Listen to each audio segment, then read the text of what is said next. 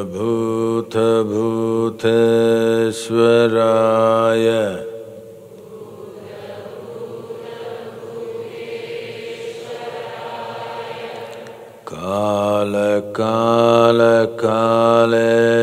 कालकालकालेश्वराय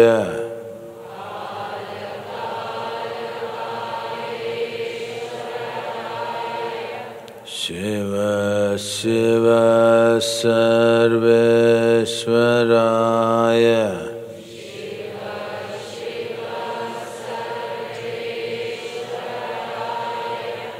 Shambho Shambho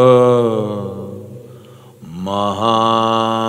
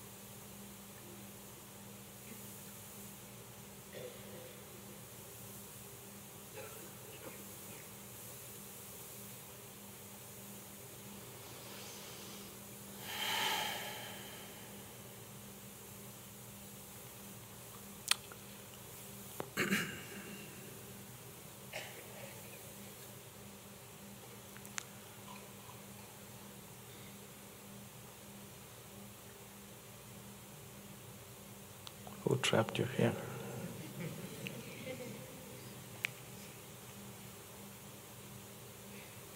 Conscription? A little boy and girl by conscription.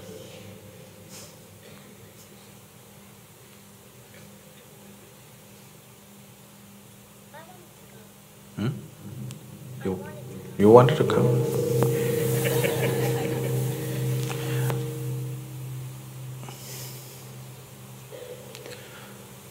Is the audio okay?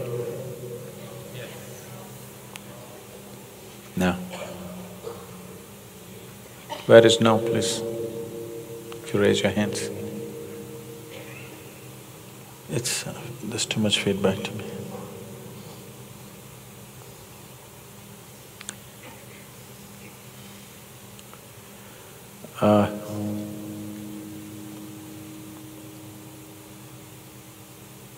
It's okay?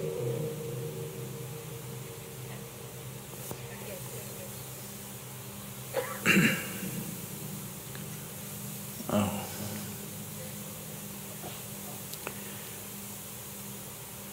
The most beautiful thing about time is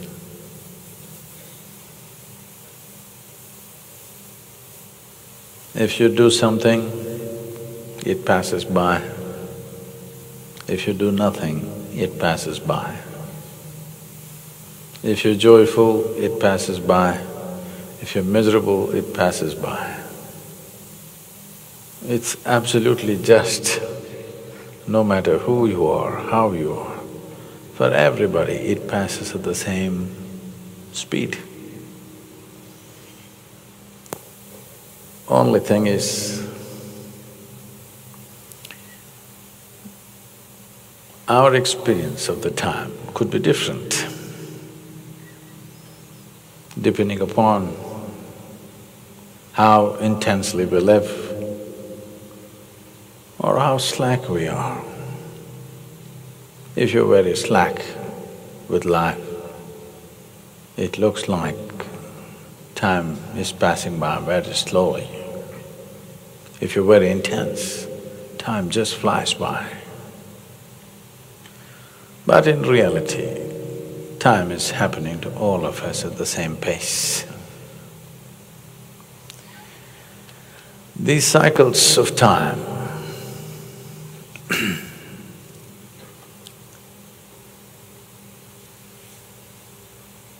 whether it's minutes or hours or days, or months or years that go by, these cycles of time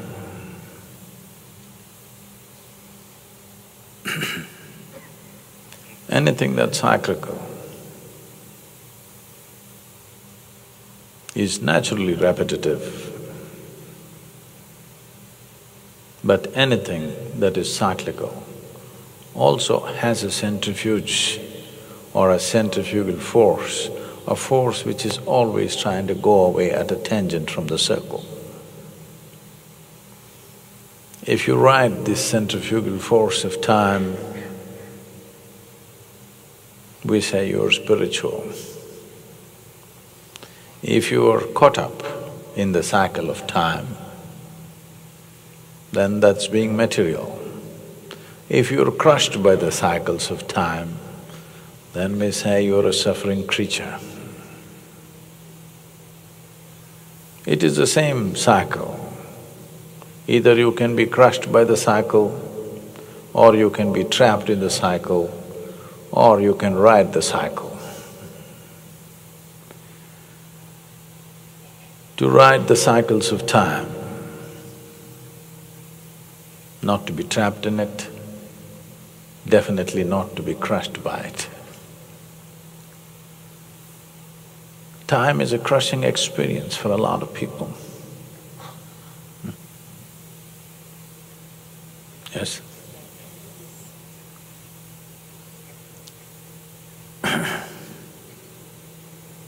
Anything cyclical has this ability that it can crush you, or it can trap you, or you can ride it.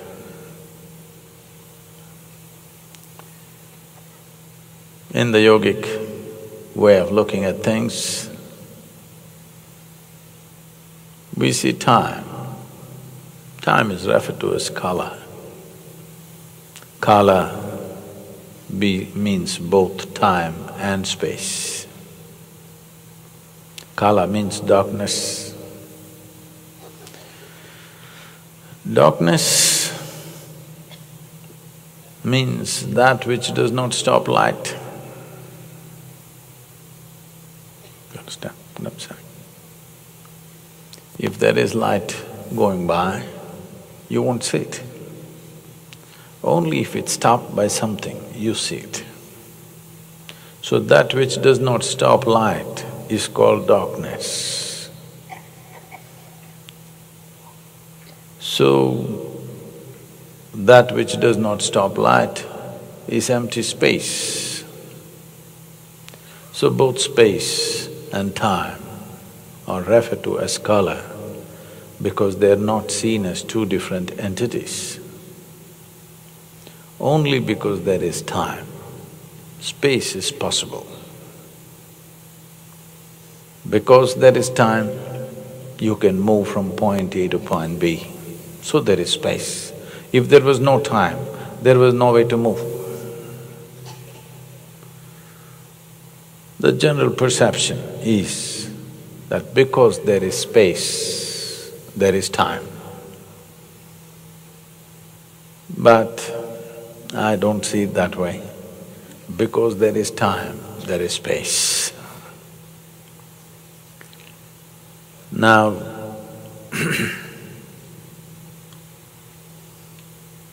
there is time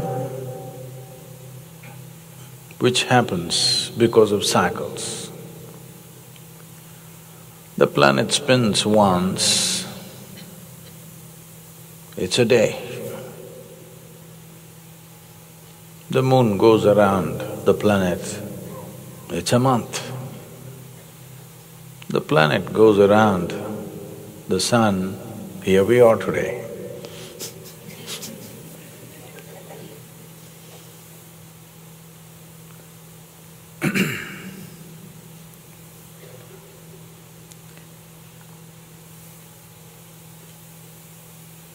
The cycles of time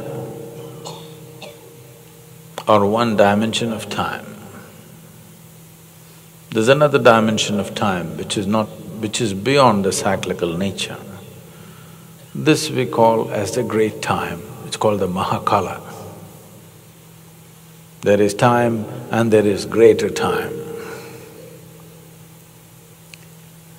Even when there are no cycles, there is time. But where there is no cyclical movement, there is no physical happening. Everything that's physical in the universe, from what is atomic to what is cosmic, everything is cyclical. If there are no cycles happening, there is no physical possible. When I said, if you take a tangent or if you take the centrifugal to ride away from the cycles of time, that means being spiritual. It's in this context that we know the cycles of time only because of physical reality. If we could measure,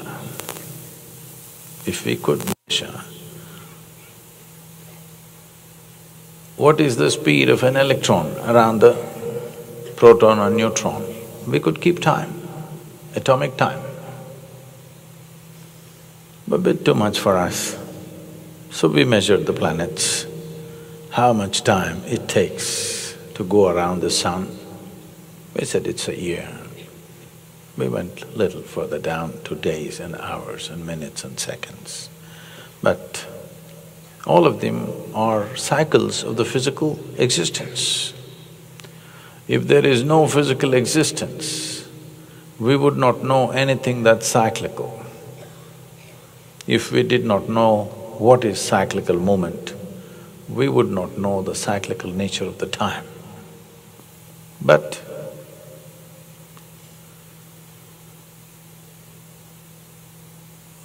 before existence manifested in its physical nature, there was time. This is called Mahakala. That is an eternal space.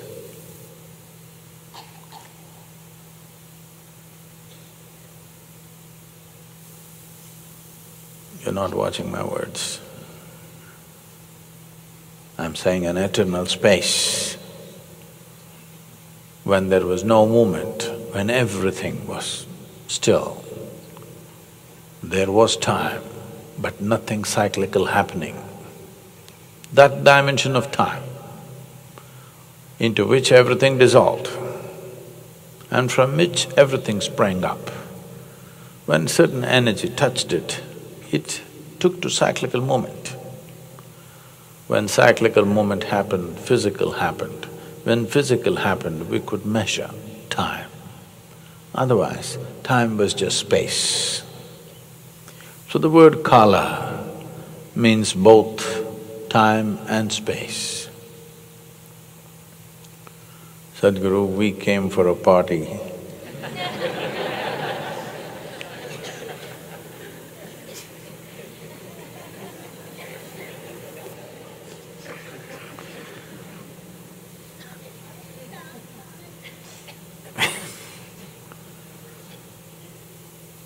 And here you're going at us like this.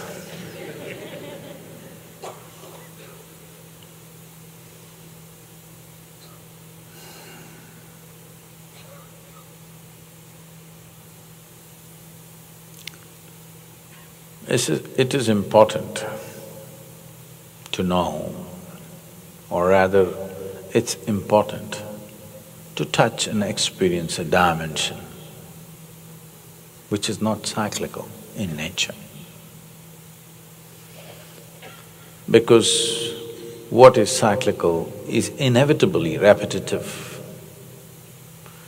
What is cyclical inevitably runs itself out at some point.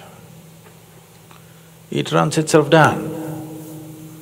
Anything that's cyclical cannot be forever because it needs a certain amount of kinetic energy which is going to expend itself. When a human being touches a dimension which is not cyclical in nature, suddenly there is a new quality, a quality which is beyond all qualities, not good, not bad, not this, not that, simply like existence.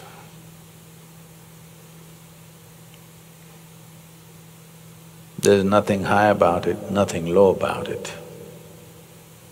It's just that you have moved from the surface to the source.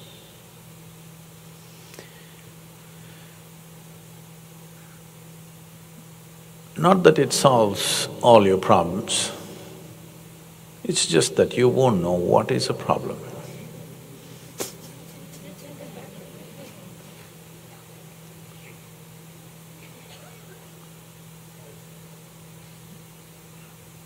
I said something about the India situation and this quote is making rounds, even reached the Prime Minister, and he was laughing about it. I said, for every solution there is a problem.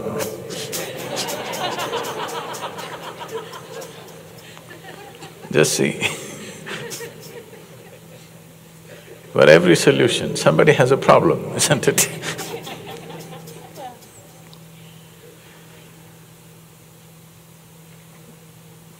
People may think for every problem there is a solution. But when you don't see any problems, when you see only solutions, some people have problems with the solutions.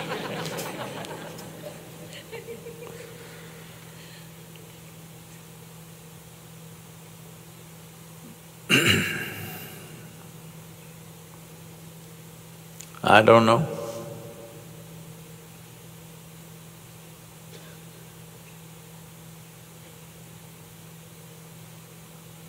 What shall I do?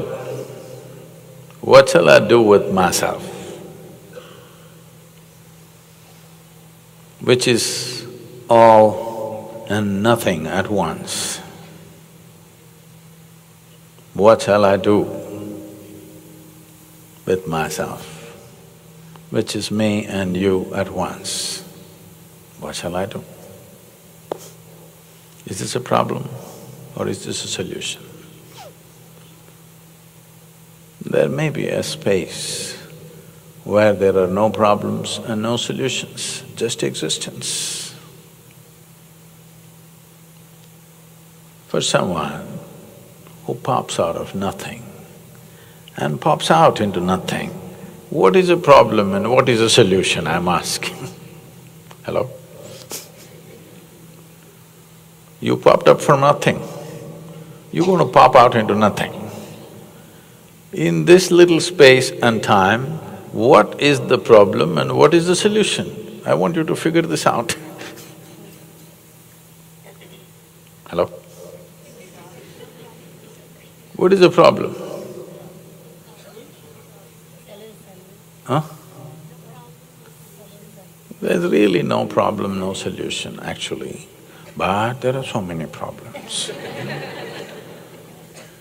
Sadhguru, we don't know where you are living,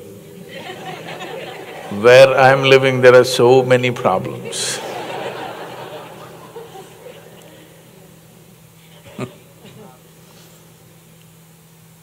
I am also living among the kind of people that you are living, but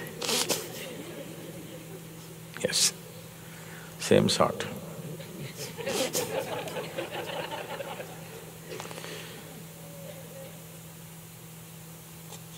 The question is just, what are you rooted into?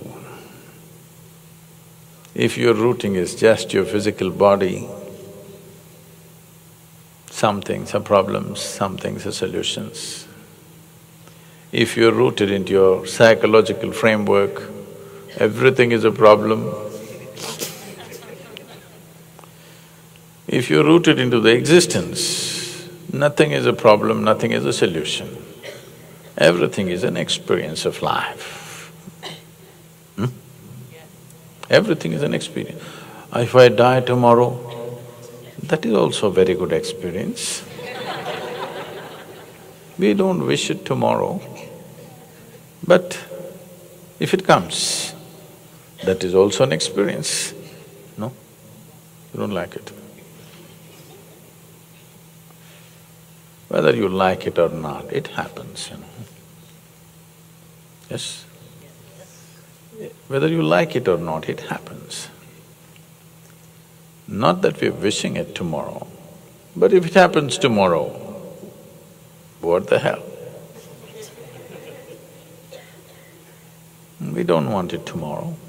We still got miles to go before I sleep, miles to go before I sleep. We don't know how many miles you will go, but if you look at life in its full depth and dimension,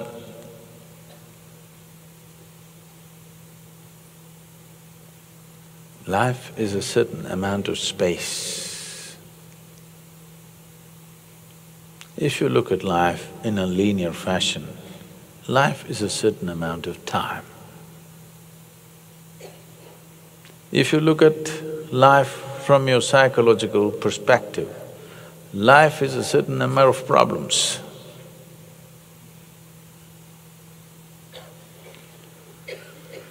Every day, I'm meeting all sorts of people, thousands of them. How many varieties of problems they have means is unbelievable. For sure, for every solution there is a problem.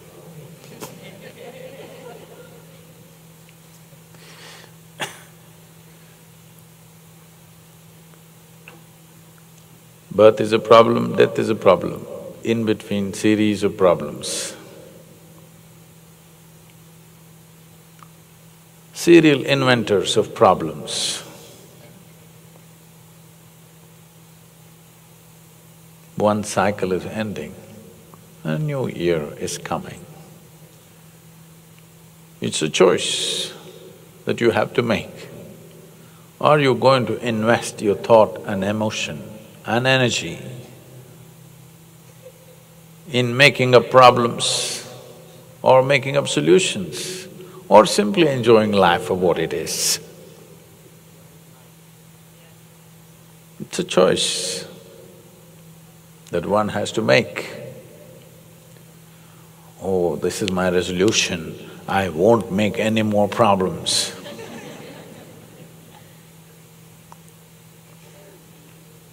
To make resolutions, first you need a constitution. Do you have a constitution? Hello? You don't have a constitution? No, like a nation has a constitution, a religion has a constitution too. One advantage with the constitution of the nation is we can amend it periodically. The constitution of the religions cannot be amended, it's fixed. Any change means violence will happen. If you suggest an amendment, they will kill you. That is their amendment.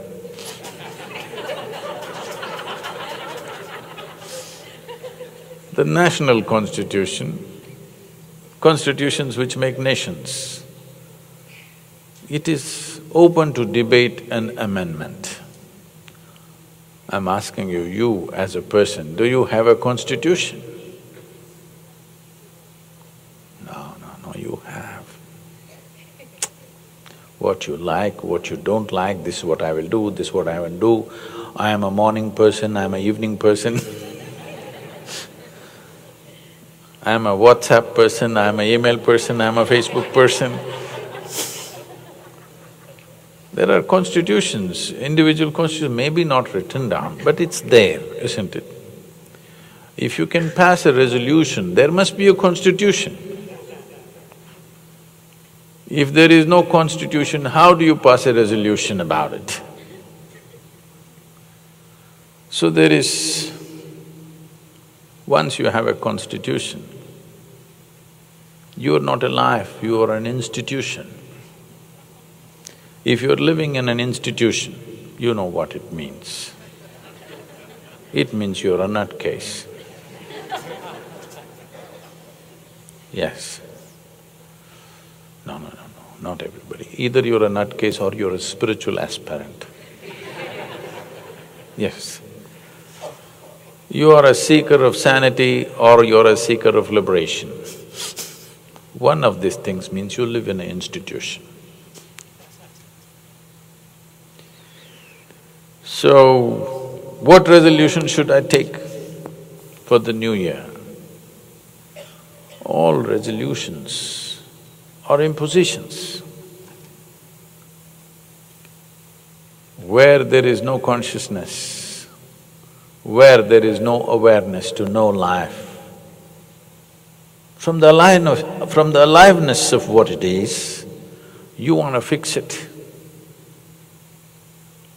If you pass a resolution today, in some way, you're making sure that you will not be aware for the next 1 year. Because awareness means a spontaneous response to life, moment to moment. As a resolution means fixed, prefixed. If you prefix your life, whether it's done by you or done by somebody else, if your government passes a resolution, all of you must hang upside down. In India, we would say a tamarind tree. Here, where shall we hang you from? What's the famous tree from which they hang people? No particular tree?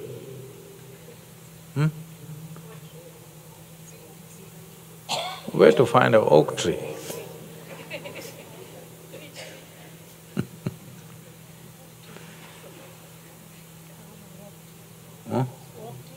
Where to find a big oak tree to hang from? It's difficult to find them.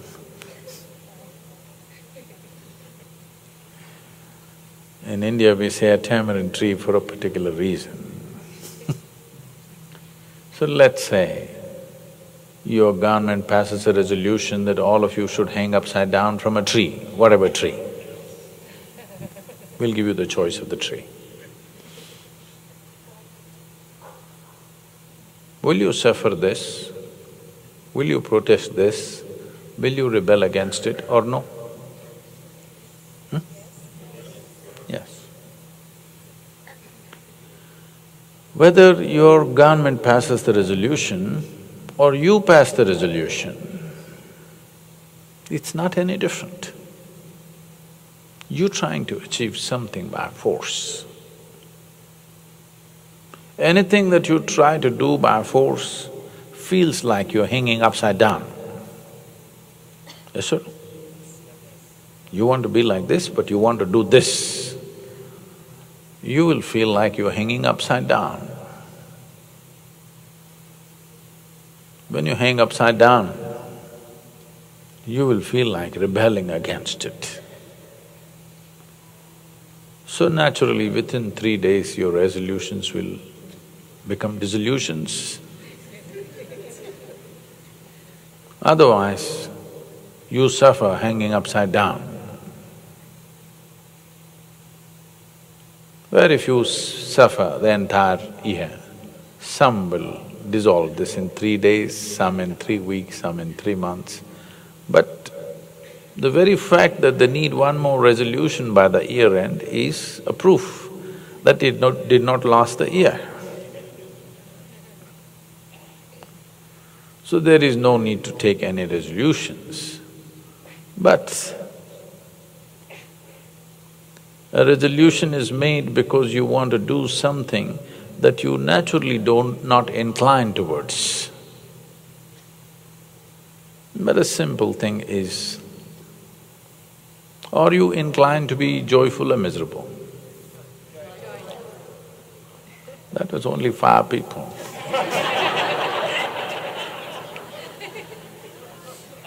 Are you naturally inclined to be joyful or miserable? The little ones? So, you can make an attempt to be conscious that joyful is my natural inclination. So how joyful will I be in the coming year? Just keep accounts. See, a lot of people who are doing business, they think they're keeping accounts only for the sake of IRS. No. You keep accounts not for the sake of IRS, because if you do not keep accounts, you do not know whether you're making profit or loss. That's the idea of accounts, isn't it? Whether you're moving forward or backward, to know this, you need an account book. Why don't you keep an account book? At the end of the day, just check, am I a little more joyful today than yesterday? If you had done this since you were 5 years of age, you would have been ecstatic by now. Profit side became like this because you never kept accounts. One day you checked, when it became very acute, then you see you're in a big loss. Every day, every month, just keep accounts. Am I becoming more joyful or less joyful? There are only 2 things. How joyful are you and how much joy do you give to people around you? This you can keep accounts. If you keep accounts of this, people are keeping accounts of their money as if they're going to carry it with them. The real wealth of life is how joyful you are, how wonderful is your experience of life. Joy is not a goal by itself, but it's a necessary ambience for life. If you don't set this one ambience, then whatever you have is just going waste. You may have health, that's going waste, because there are more people on this planet who are healthy and miserable than unhealthy and miserable. At least if you're unhealthy, you got a good enough excuse for your misery. You're healthy and miserable, there is no excuse.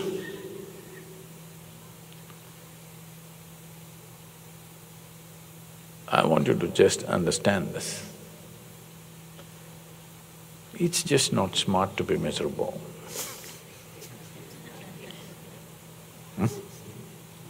This happened. A lady was driving and then she had a flat tire. She had never really done this changing tire business.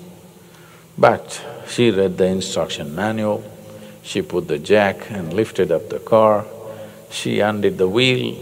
With great difficulty, she pulled out the heavy wheel from the boot and was trying to fix it, and these 4 nuts that she had kept it in the hubcap, and with her high heels she was struggling and she stepped on the hubcap and all the 4 nuts flew in different directions. So she put the new tire, but she had no nuts.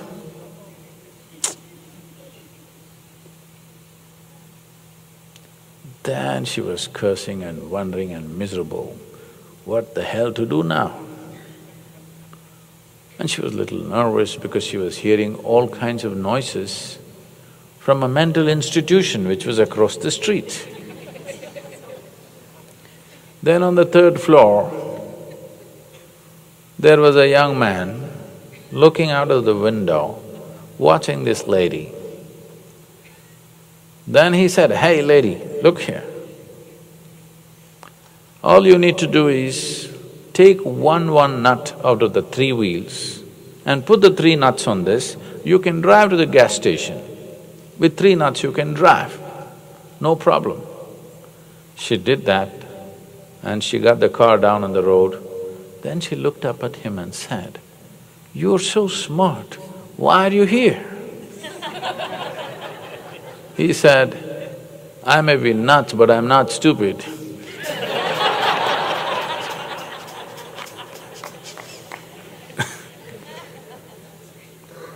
It's all right to be a little crazy, but you don't have to be stupid.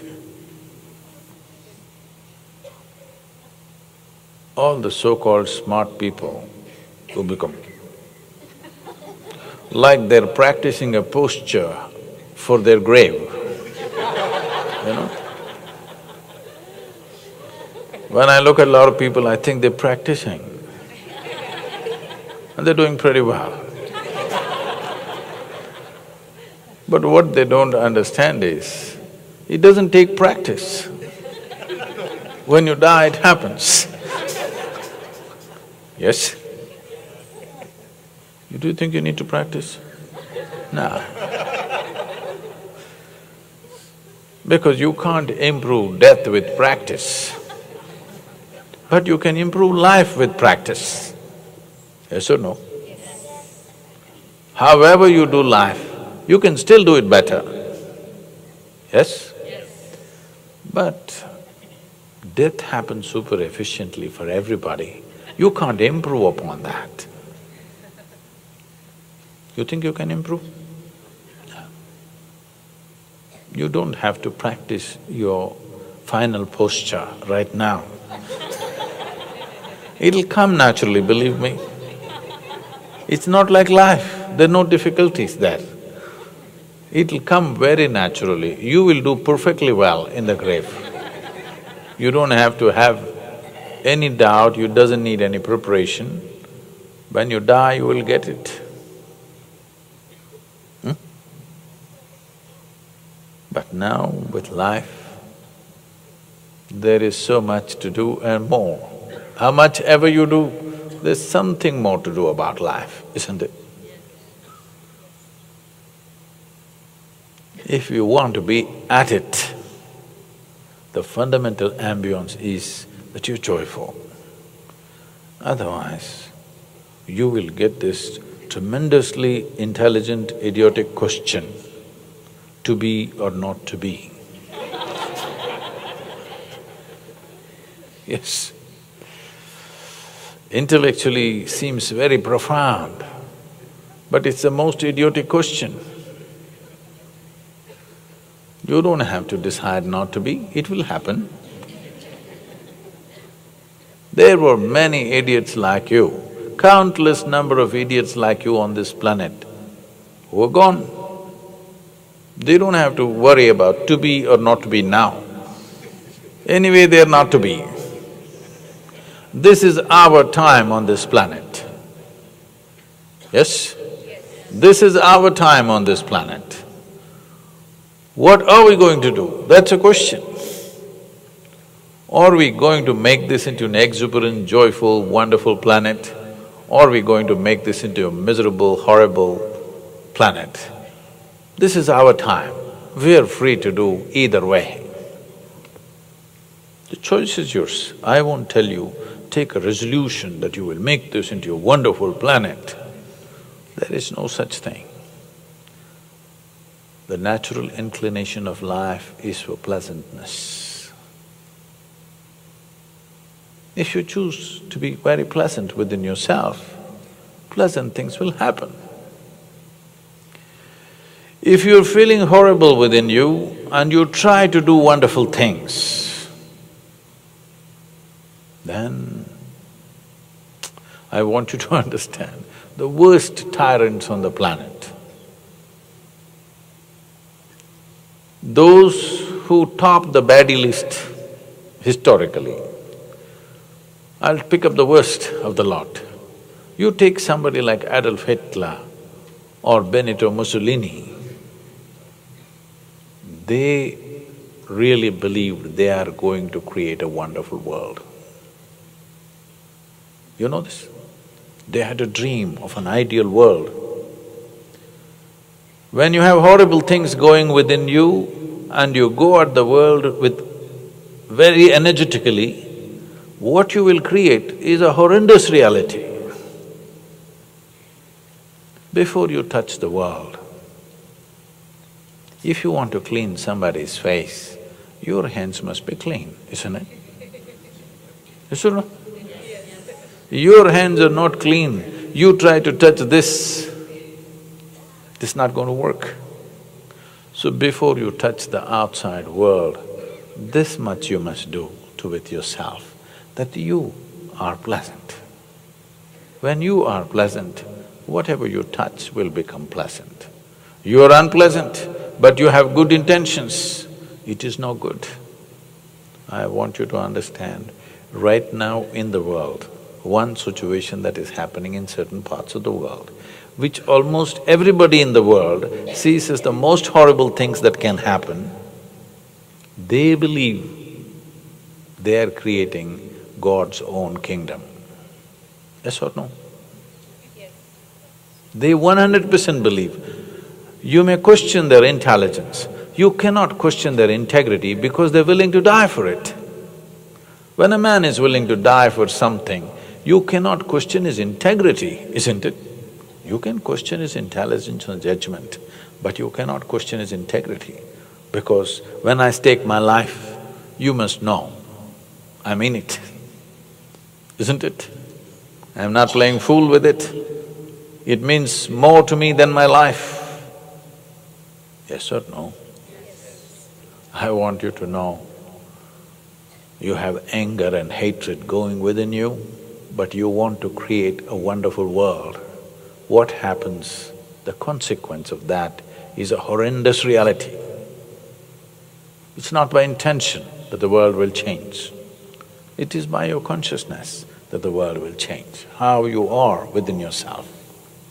If we don't fix this one thing, we will have intentions and intentions. The worst things have happened on the planet with good intentions, not with bad intentions. Yes or no? The most horrendous things have happened with very good intentions. So what intention you have is not important. What is your inner nature? This is important. Every action that human beings are doing in their life, knowingly or unknowingly, is in pursuit of their well-being. And you know you feel well only when you're joyful. Hello? Yes? You feel really well only when you're happy and joyful, isn't it? Or in other words, every single action that human beings perform is in pursuit of their happiness or joy. If they were joyful by their own nature, every action that you perform would become conscious instead of being compulsive, isn't it? This is all you have to do to yourself. This year, the coming year, and the coming year, and for the rest of your life, you just have to keep accounts from yesterday to today, am I a little more joyful? Am I… You don't even have to worry about giving joy. If you are joyful, you will spread joy. Yes? Will you keep accounts, I'm asking? Or shall I set IRS upon you? Do you need enforcement?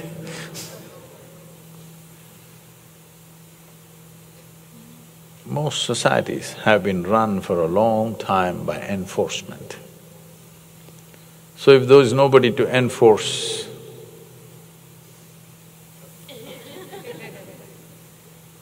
no, that's not what happens. If there is nobody to enforce anything, you become joyful, isn't it? I want you to understand this, the difference between a resolution and moving towards the natural inclination of life. If there is nobody enforcing anything upon you, do you become miserable or joyful? So, you don't have to enforce any resolutions upon yourself, just little tools to make sure that you don't sink. Just keeping accounts. Daily, every day before you go to bed, you must check whether you're little more joyful today than yesterday, okay? If you keep this up, by the time you're 30, you will be ecstatic. When I was when I was just 25, I simply sat down with my eyes closed. Every cell in my body was dripping ecstasy, nameless ecstasies. Then I realized, this is it, nothing to be done. If you don't mess with your mind, you're ecstatic. The fool that I was, I made a plan. In 2.5 to 3 years' time, I'm going to make the entire world ecstatic because there's nothing to do.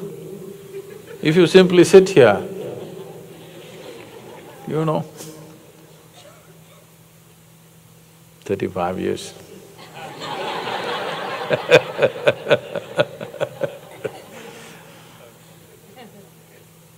I have not lost it. A few people have gotten it. Yes, quite a few people have gotten it, but still not the world. Making some estimates, and on an average, in the last 3 years' time, we should be touching nearly 100 million people a year. But still, that's not the world. No, don't enjoy my failures.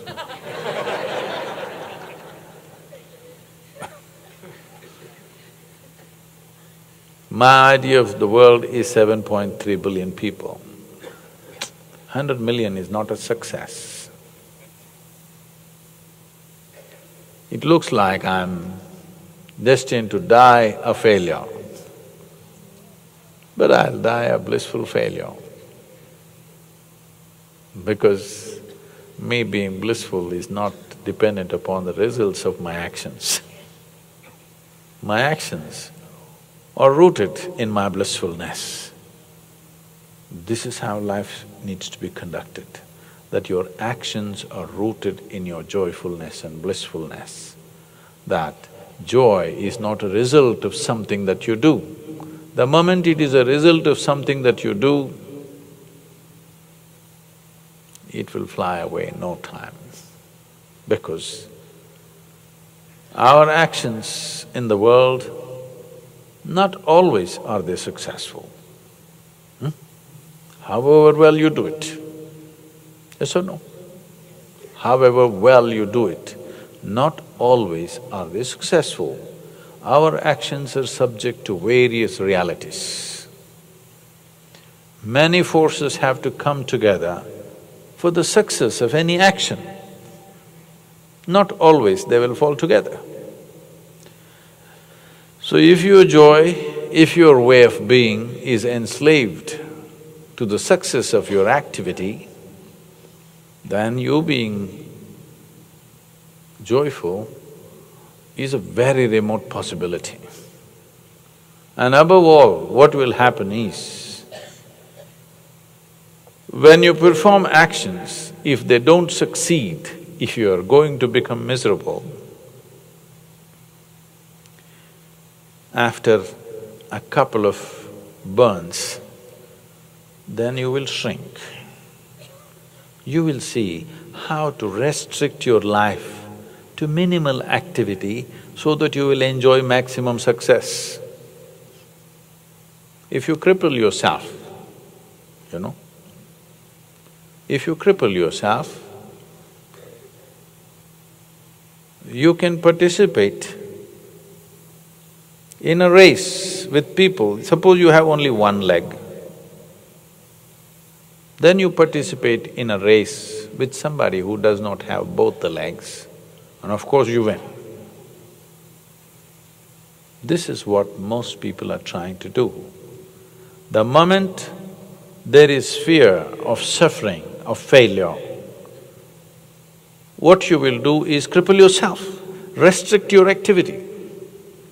Only when failure doesn't matter, that you can go through your failure blissfully, you will do everything that you can do. Who cares whether it happens or not? We will do it and we'll do it well. If it happens, it's great. If it doesn't happen, it's very great because we can do it all over again.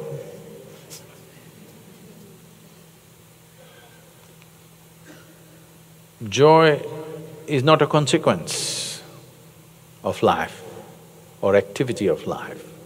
Joy is a natural ambience which is necessary if you have to… Tomorrow morning if you have to wake up and want to do something, you need to have some joy in you. Otherwise, to be or not to be. Will it come or not? Suppose you wake up and tomorrow morning you're bereft of joy, nothing in you. You'll wonder, why am I here? Yes or no? One day, 24 hours completely joyless, will you wonder, what the hell am I doing here? Yes or no? Because this is the nature of life. If this life has to blossom, it needs the ambience of joy. So, we have given you the tools to live joyfully. You must keep accounts.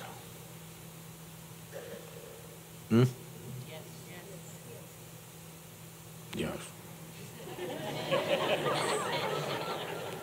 I got it.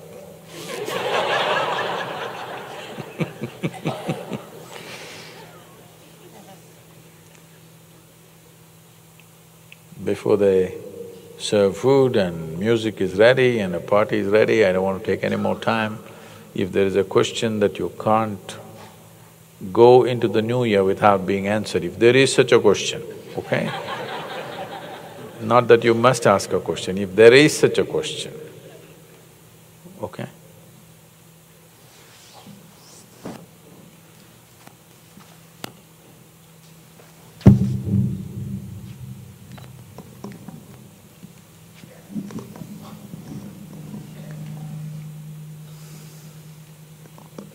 No, it works only if you speak.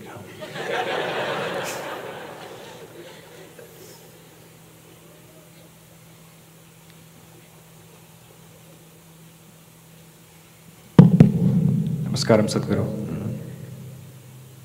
I have thousands of burning questions, but I thank you immensely for giving me this opportunity to ask one question. How do I get rid of some unconscious bad habits in my life? When I see that I have overcome some of those bad habits, I see that it comes back again in my life. How do I just totally get rid of this and become free out of it?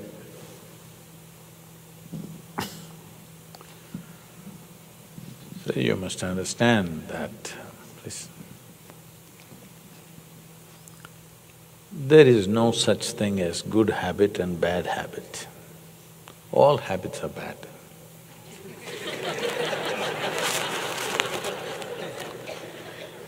Because habit means you're unconscious. You think only bad habits are unconscious? No. Even the so-called good habits, habit means you have learned to function in an automated way. That means you don't do things consciously. For example, is brushing your teeth in the morning a good habit or a bad habit?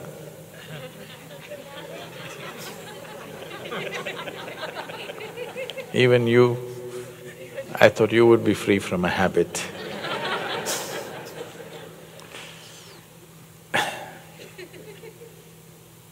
There are two ways of brushing your teeth.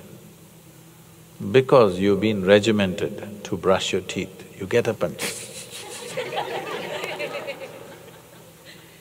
or because you wake up, you're very sensitive, if you open your mouth, you're conscious enough. Most of the time you're not conscious enough, only other people know. This is a very strange thing.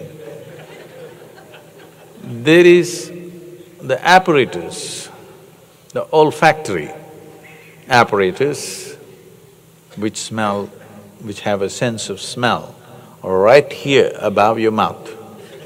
But you don't get it, others get it 5 feet away. That means you're unconscious, isn't it? Yes?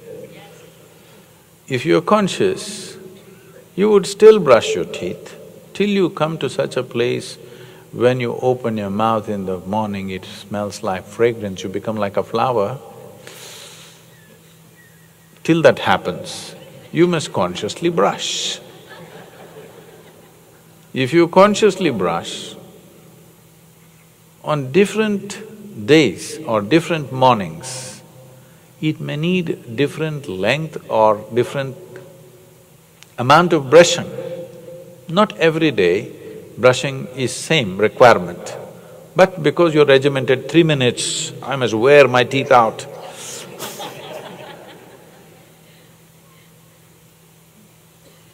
If you are conscious, on a particular day you would brush as it is necessary for that day. That's how it should be. On a particular day, you would eat as it is necessary for the body. You would sleep as it is necessary for the body. You would do everything consciously. But now it's a habit, everything is a habit. What time you should go to bed, what time you should wake up, what you should eat, what you should not eat, everything by prescription. This is called slavery.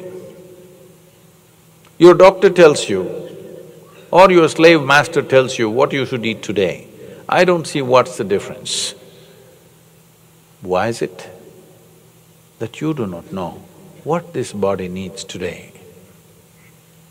Because no consciousness. Everything by regimentation, by habit.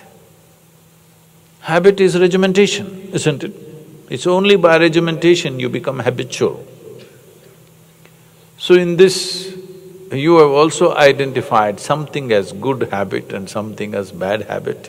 What to do? Is there something called as bad unconsciousness and good unconsciousness? That's what you're saying. When you say, I have a good habit, you are saying, I am unconscious in a nice way. It's like saying, I'm dead in a nice way. Because the fundamental difference between being alive and being dead is being conscious and being totally unconscious. Being partially unconscious is being partially dead. As I earlier told you, you're trying to practice the posture and the state of what it means to be dead. Do not fix any kind of habit. Just see the idea of withdrawing into retreats, coming to a spiritual space, is just this, to find space where you can do everything consciously.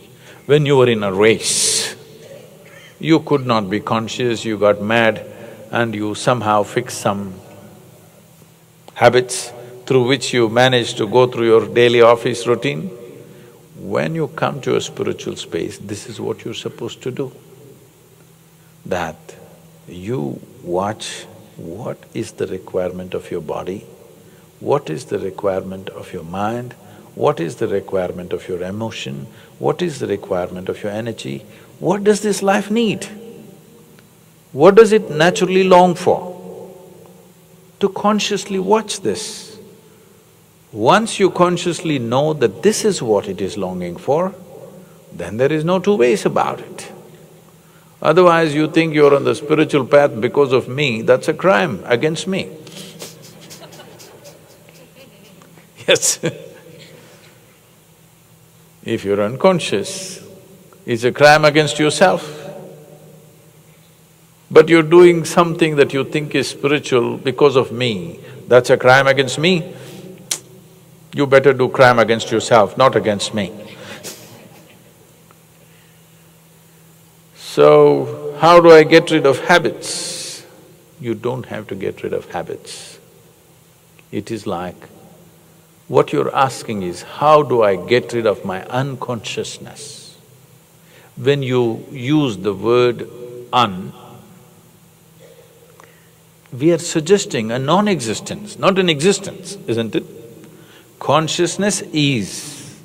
When consciousness is not there, that is called unconsciousness. How to get rid of something that does not exist? I'm saying you're playing a trick with yourself. It's like, suppose this hall is dark. How to get rid of this darkness? Kick it out. All of you together, I'm sure you can kick out the darkness. You will get into an insane effort. You've been on it. This insane effort to get rid of unconsciousness. No, to get rid of darkness, you just have to light it up. If you light it up, darkness is gone, because darkness is not an existence by itself, it's just the absence of light. Similarly, unconsciousness is not an existence of itself. It is just absence of consciousness. If you become conscious, do you have to fight with unconscious? Huh? If you are conscious, do you have to fight with unconscious habits? No. So you need to work on consciousness to become conscious. Oh, what should I do? You should not do unconscious things. Because the essence of life is being conscious. You know that you're alive only because you're reasonably conscious, isn't it? Yes or no? You're fast asleep. Do you know you're dead or alive? Do you know? No. Why? Because you're not conscious. When you're not conscious, you do not even know whether you're dead or alive, isn't it? Now you know that you're alive because you're somewhat conscious. Now we just have to raise the wick a little bit to become more conscious. That's what we're working on. There are many things which has gathered inertia. Your physical body, that's why the 5:30 drum in the morning. Your mind has got into its own habitual patterns. That's why me torturing you with all this. Your energies have followed the requirement of body and mind and they've gotten into their own patterns. That is why the sadhana. The idea is to break the cycles of unconsciousness and become conscious. When you become conscious, it looks like you're in unknown terrain. Suddenly everything seems to be difficult. When you were going habitually, it looked like everything was easy. But See, when I… when I went into the Coimbatore prison, no, I went there unqualified, okay?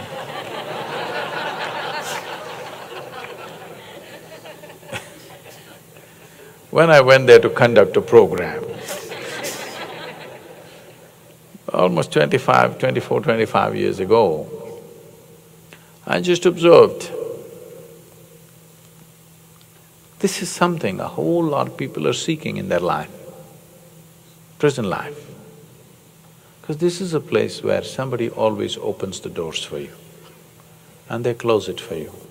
They turn off the lights for you. They do everything for you, you don't have to do anything. Really. Food comes a bang on time, always. By the second, I'm telling you, tan means food is ready. Everything is great in this prison. I thought this is a great place.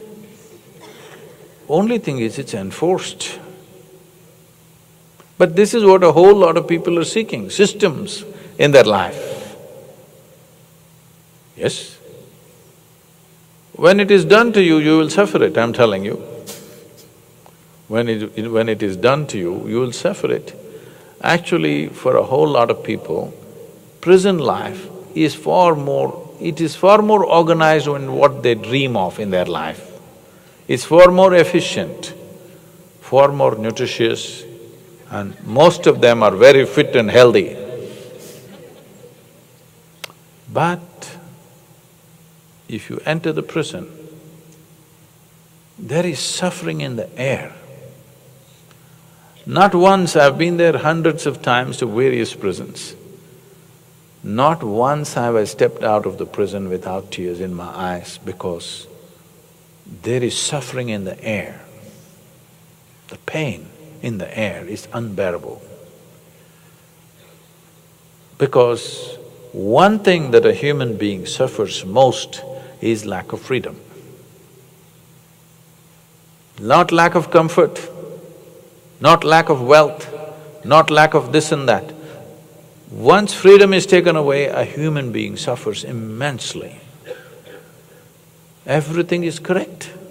Prison life is far more comfortable than going to work and coming back, getting stuck in the traffic, going through all these problems. You're a state guest, you know.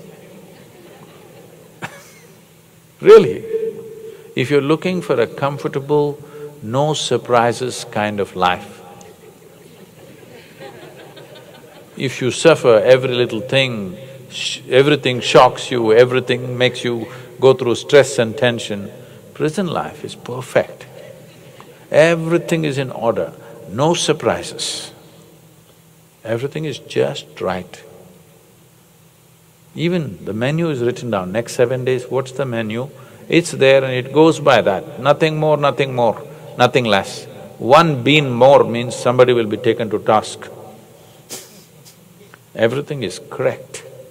Those who are looking for a correct life, prison is the best place. But a human being will suffer immensely when everything is correct. Yes or no? Everything is correct, but no freedom. People will suffer this immensely. So you need to understand, habit means you have caused a little prison of your own and you will suffer this after some time. Initially it looks like efficiency, after some time it is imprisonment. Prison is in many ways an epitome of efficiency, isn't it? But efficiency is not what this life is looking for. This life is looking for expansion. This life wants the freedom to expand always. I was talking to one of these management specialists from America, a very well-known man, I may not mention the names. So, he was propounding all his management principles which look like a prison cell to me. Bringing order to everything so that it's efficient. See, there are two ways of looking at this. There is a manicured garden which looks very perfect. There is forest which looks like chaos. But the manicured garden, if you don't manage it for 1 month, it's finished. There's no garden left. A forest has managed itself for 1,000,000 years and still going on. Which is more efficient? Which is more orderly? Forest is far more orderly and far more efficient, but it is not fitting into your logical framework, that's all. This is what enlightenment means, that from being a manicured garden, you become a forest. Because it sustains upon itself. It doesn't need anything from outside. Nobody need to water it, nobody need to manure it, nobody need to come and trim it. Everything happens within itself. Yes or no? If you leave it for 1,000,000 years, it'll still be there. Only if you meddle with it, it may go away. Otherwise, it will sustain itself because it is an efficiency of chaos. We call something chaos not because it is inefficient, we call something chaos because it doesn't fit into our logical framework. So habit means you have become a slave of your own logic. And after some time, the moment you form a habit, it is unconscious, isn't it? So what you need to get rid of is not habits, you have to become conscious. If you become more conscious and you're not unconscious, then there is no such thing as habit. You will do what's right for you now.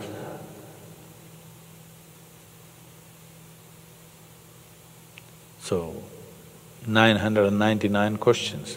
Please live with it for 2017. All the best.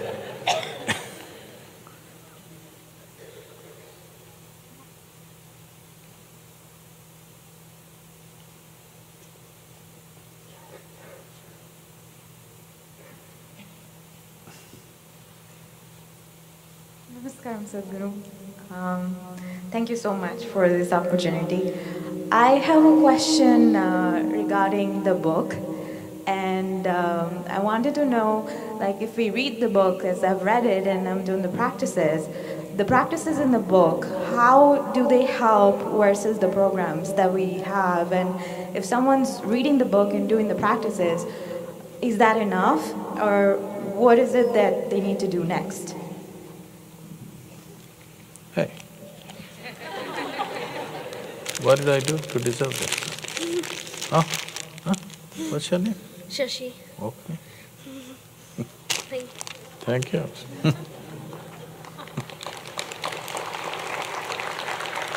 Oh, oh, oh, ho, ho, ho, ho. Oh, oh. Oh, good. Isn't it a bit too early for flowers? Thank you.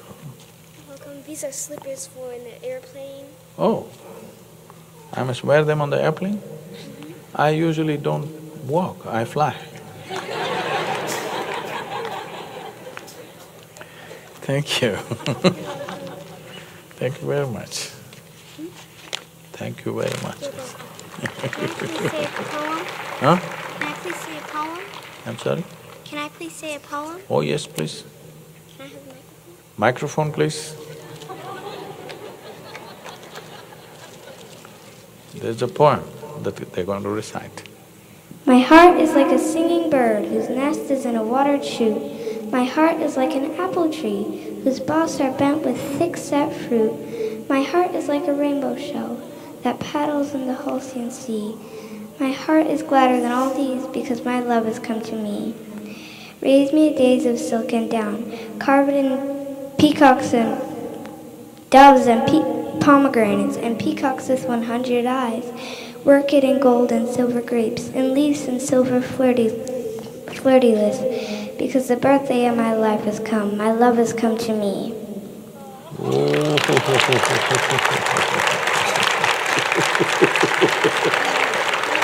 What a sweet poem.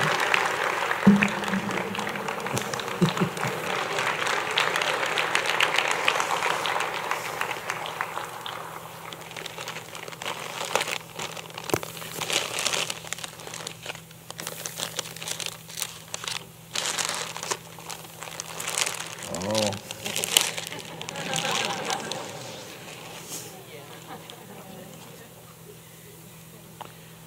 I'm sorry. You know, we washed away by… We've lost the question, you know. Okay, practices. Lovely. If I get to do that, that'll be amazing. I'm sorry? That was lovely. The kids getting to hug you was amazing. What is that? The kids getting to hug you was amazing, you know, so it's okay. But you don't have a sweet poem like her.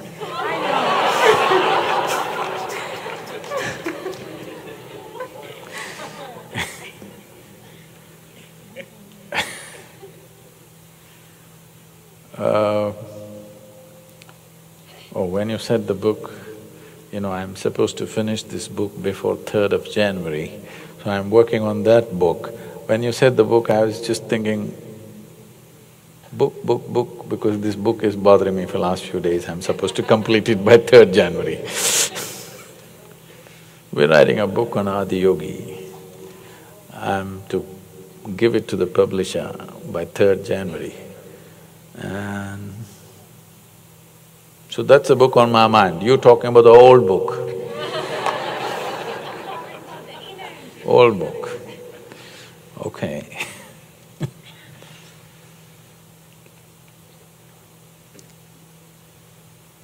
The practice that is taught in the inner engineering program needs 21 minutes. You need to sit in one place and do it. It is of a different nature. It is a process which can change, to start with, the chemistry of your system. Many of you have experienced this. After a few months of practice, if you look back and see all those little things which were so significant don't seem to bother you anymore, they're just gone, simply because the chemistry has changed. You know, when chemistry changes, things change. In whatever way you have known it. But there are other dimensions to human chemistry that instead of being a volatile, reactive chemistry, can become a very self-contained chemistry, which is pleasant and on. The practices in the book are not sitting down and doing practices, you could be doing it anywhere. You could be driving, you could be working in your office, you could be walking on the street and still be doing it. They are of that nature. Or in other words, the practices in the book are just to bring a certain amount of consciousness. The book did not have these practices to start with, but when I traveled around in America, everybody was talking about being mindful. Then I saw by being mindful what they will do to themselves. My entire work is to bring you to a certain sense of abandon, that you can be here like you're not here. If you sit here You don't even know whether your body is here. If you sit like this, first thing is you don't have a gender. You don't even have a body, so where is the question of a gender? If you simply sit like this, there is no time for you. Just look at this. Only because you have a body, your body is keeping time. Your legs are telling you how long you've been sitting, yes or no? Huh? Suppose you had no legs, you would have no sense of time. If you had no back, no sense of time at all. If you had no body, no time at all, isn't it? Your body is keeping time. From womb to tomb, it is keeping time. From bathroom break to bathroom break, it is keeping time. From wake up to sleep, it is keeping time, yes or no? Once it's time, it'll do ah. You don't have to look at the watch. Once a certain time is up, your body will do ah, yes or no? Right now, you've seen that old time machines with sand trickling away? Like that, the bladder is keeping time. Drop, drop, drop. As it fills up, you know what's the time. Legs are keeping the time. If you've done your practices regularly, I mean the program practices, not the book practices. If you've done the program practices regularly, your legs can deceive time. Your legs don't know what's the time, your legs know. Book practice.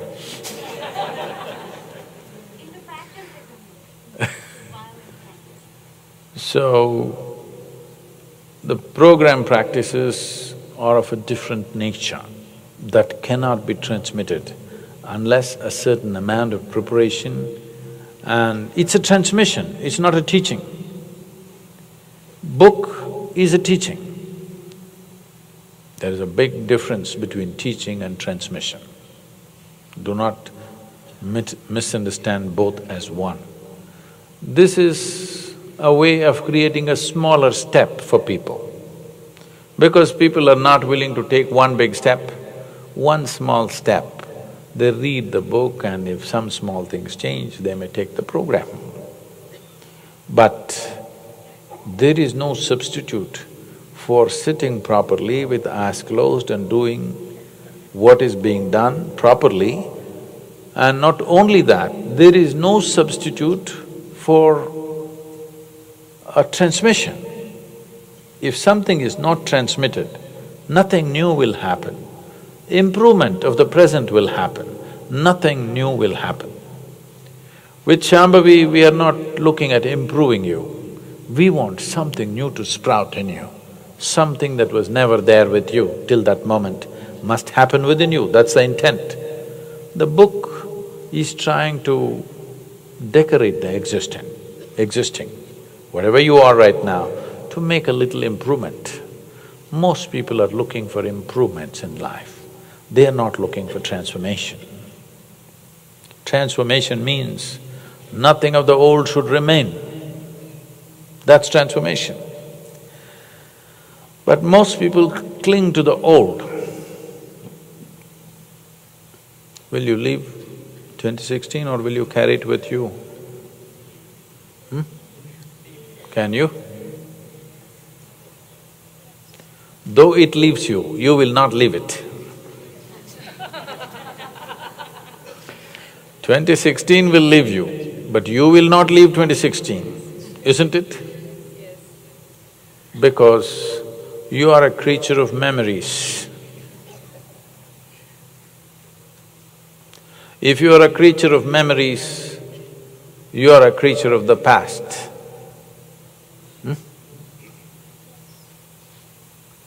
That means you are a dinosaur which is extinct. You become big because of your memories, isn't it? But you're extinct. What is the use? Dinosaur was a big creature. but doesn't exist. What is the use, I'm asking? Like this, if you live in your memory, you are big, but what is the use? What is needed is to reverberate with what is there now. Memory is good to handle the world. It's good only to handle the world. It's no good to handle this one, isn't it? You understand what I'm saying? Memory is good to handle the world around us. We need to remember what happened. What happened with this person, what happened with that person, what happened with that person, what happened with that situation and this situation, we need to remember. It is useful to address the world. But with your silly memory, you cannot address this one. It doesn't mean anything. This one you can address only with consciousness. There is no other way. Otherwise, you won't have this one. You have assembly of things. See, let me address something very sensitive. I want you to listen to this carefully, otherwise you will come to wrong conclusions. Let's say somebody very dear to you dies, or they go away for some reason. You feel like you lost everything. Yes or no? You feel like you lost everything. Because you are making up a life of substitution where you are not there. You filled it up with other people. When they go away, there is vacuum. But that's not how life is happening. Because you are there, only because you are there, you can hold relationships with people, isn't it? Hello? But now in your experience, you are not there. Because you are a creature of memory, you can only remember this one and that one and that one. You can't remember this one. How can you remember this one? Because this is a current life. You cannot remember this one. Because you're handling everything by memory, you will see when one volume of memory, which was a certain person or a situation, if that goes away, it feels like life has come to an end. Simply because a certain amount of investment you have made in a certain amount of memory you have about a specific person.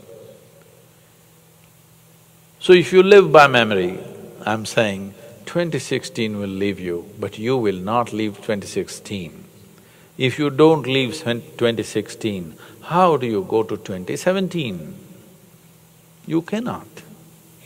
You drag all these years and go into 2017, there's no such thing. You will be on a treadmill.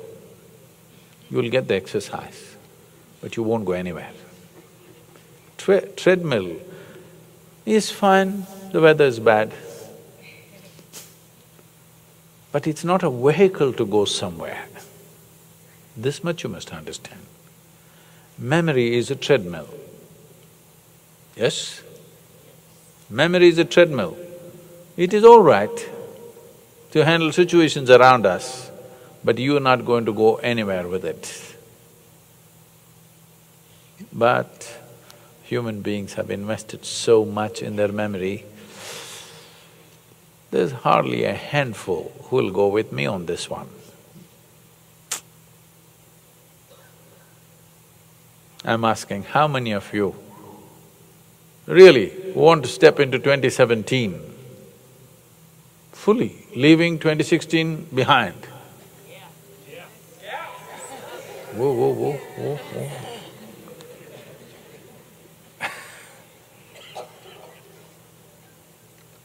If really,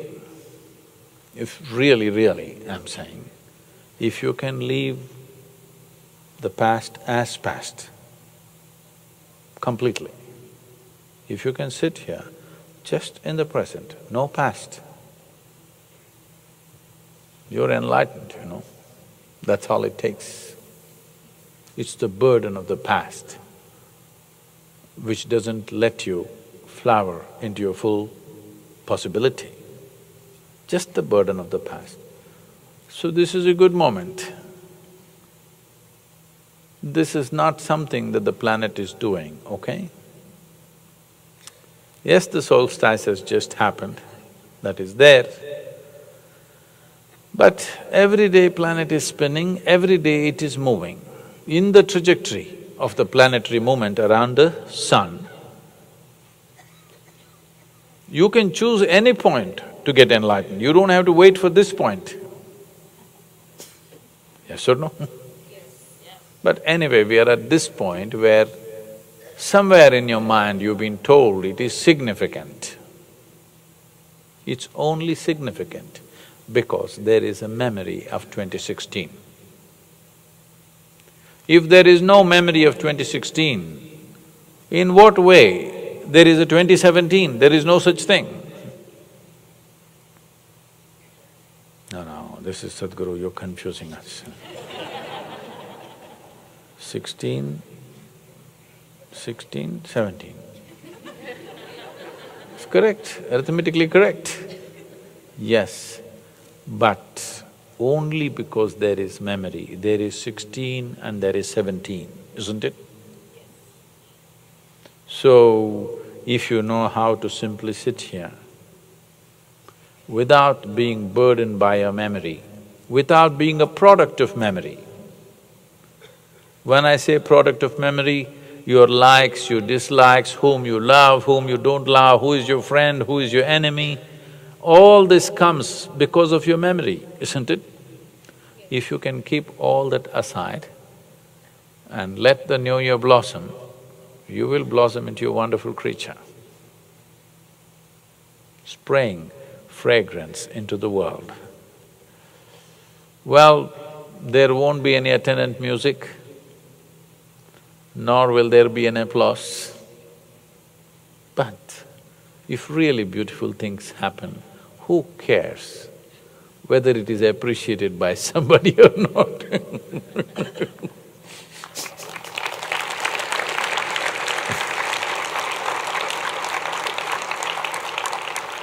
Where is the attendant music? What happened to the musicians? Come on.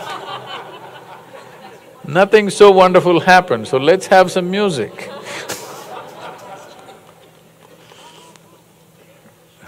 What? What is this? What did you say? The school, is your home school, we have so many people enroll.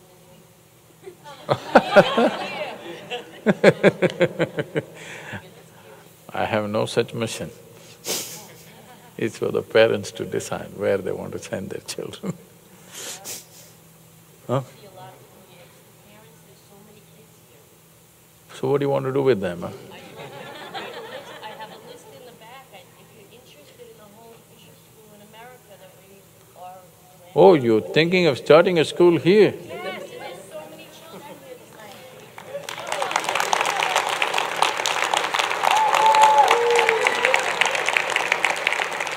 Look at that one. I gave them a proposal.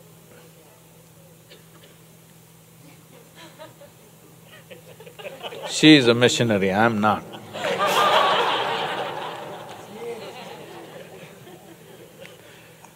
Anyway, just to tell you a few things. One thing is, on February 24th is a once-in-a-lifetime kind of event for Isha, that we are unveiling this 112 feet tall face of Adiyogi in Coimbatore, in the Isha Yoga Center in India. It's going to be a massive campaign, particularly in India, but even internationally there will be a certain level of campaign. The fundamental idea is to use this iconic face as a galvanizing force. As I said, the book is getting ready. To use it as a galvanizing force to move people.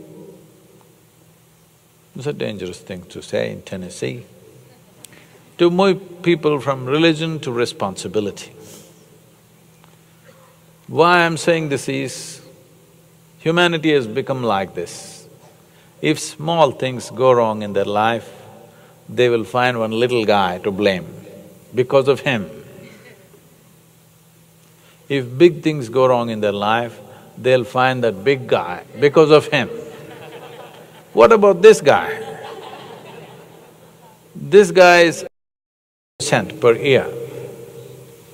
That means in about 15 to 20 years, almost all the rivers which have been perennial will become seasonal for a variety of reasons. So, for the last 3 years I've been working on this and we've come up with a kind of a policy that the government has to take up. We worked with a couple of state governments which they're already trying to implement.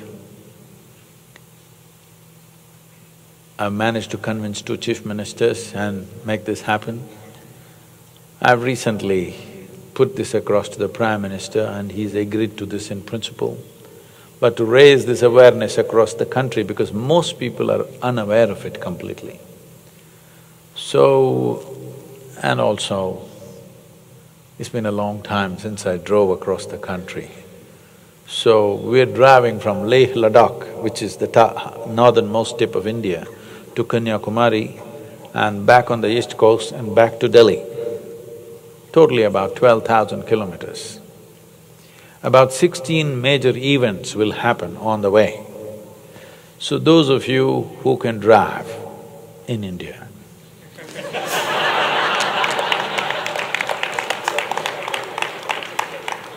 because it takes a different level of skill. If you wish to be a part of that, we will do this rally of a certain number of people. Some can ride on an electric bus, rest can drive. There'll be probably 2 or 4 electric buses and maybe 25 to 50 cars.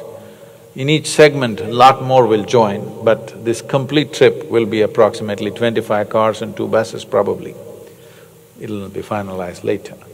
But there will be major events in all the cities to raise the awareness about the rivers in India. So we want to involve the entire population in the cities, there'll be rivers, river-related quizzes for the children, people will run for the rivers, people will cycle for the rivers, people will do all kinds of things for rivers on that day when the event comes to that city.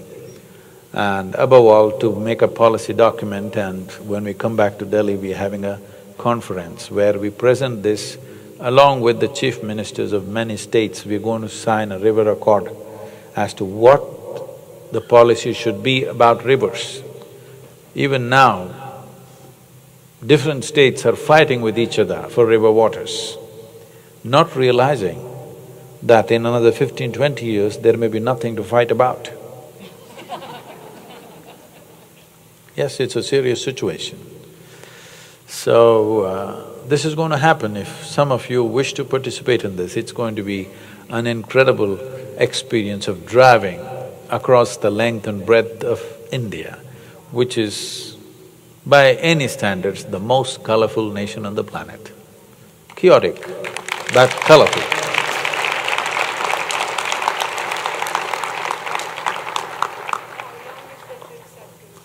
It should take about 25 days. Anywhere between 20 to 25 days, I think. You didn't answer Hmm? Daniel's question. I'm sorry? Daniel's question, you didn't answer about the school here. Especially in inner cities and all that.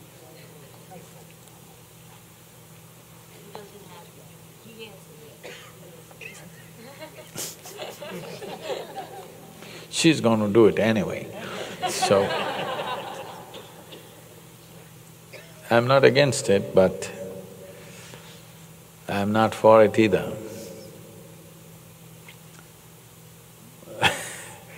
I'm definitely not against it, but I know what it takes to run a good school.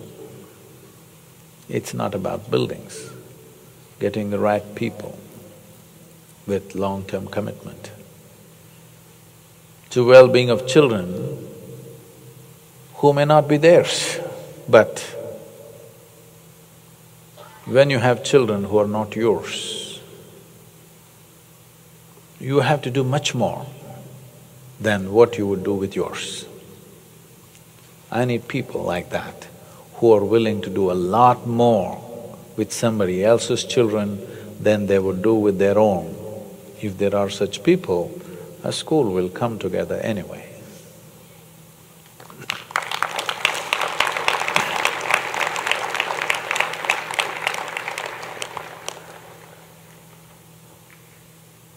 If you live by this silly standard of what is yours and what is not yours, anyway you will live in a very small space on this planet and in this cosmos. If you have no sense of what is yours and what is not yours, everything will be open to you. That's my blessing to you. Let the entire cosmos be yours. Why are you stingy? Why are you even stingy in your greediness? At least in your greed, be boundless. Huh? I'm not saying generosity, I'm saying greed. At least in your greed, let there be no limit that you want everything to be yours. That's greed, ultimate. That's my blessing. May you become greedy in a limitless way. Why are you stingy even on your greed? Stupid. Please.